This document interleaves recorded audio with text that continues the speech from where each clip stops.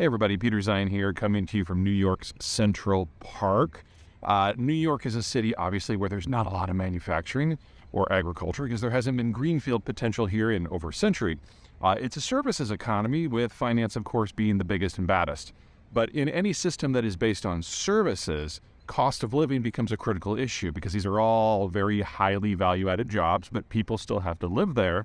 And the people who serve the services economy and serve the people who serve the services economy still need a place to live as well. So living costs are a big issue, with real estate probably being at the top of the list. And in that, New York is facing a triple challenge. The first is demographics. The American Northeast is the oldest and fastest aging part of the country. And as more people move into retirement, a lot of folks who have lived here all their lives to serve the servicers are discovering it's kind of out of their pay grade. So we're seeing a significant amount of relocation among older folks to warmer climes. Of course, not everyone can afford to up and leave a rental apartment in New York for a condo in Boca, so it's disproportionately hitting people who are on the wealthier end of that scale. The second big issue is COVID, and more importantly, technology.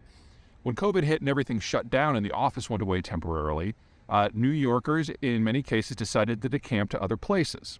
Some moved to upstate, some moved to the south, some moved to Florida, because if you could just wire in for work, then you didn't need to be paying a New York rent or New York taxes in many cases. And now that COVID is over, those technologies have only improved, and a lot of people are resisting coming back. Now, New York has not had as much of a problem getting people to move back as, say, San Francisco, but it's still had a disproportionate hit on the economy overall.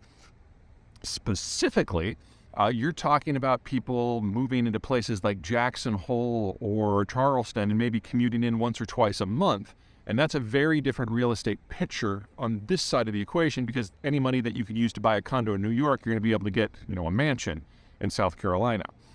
And since roughly 8% of the population of New York pays 90% of the taxes, every person who relocates is a real fiscal hit to the government here. But the third one is probably the most important, because even with people moving out, we're still seeing rental costs here in New York be stable to positive. The third big factor is international fear. The more problems we see in Europe, and especially in China, the more people who try to get their money out and get it into a place with rule of law where you might actually be able to buy a physical asset, with real estate being the number one for most consumers. And so you get these ridiculous needle buildings in New York that not a lot of New Yorkers live in. Most of these have been bought out by foreigners who may not even have an intention of ever looking at the floor, much less moving in, simply as a way to park their assets. And so we're getting these huge distortions in a lot of property markets around the country, with New York being at the top of that list, where foreigners have come in and bought up property, especially at the higher end, just to park on it. And that's made it more difficult for everyone else to find a place, or even find someone to build a place, because the hot money is going to something like this that is not really of use to solving the real estate or the living cost problems of the city.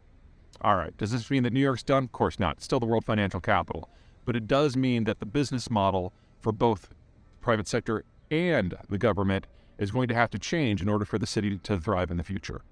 All right, that's it for me. Y'all take care.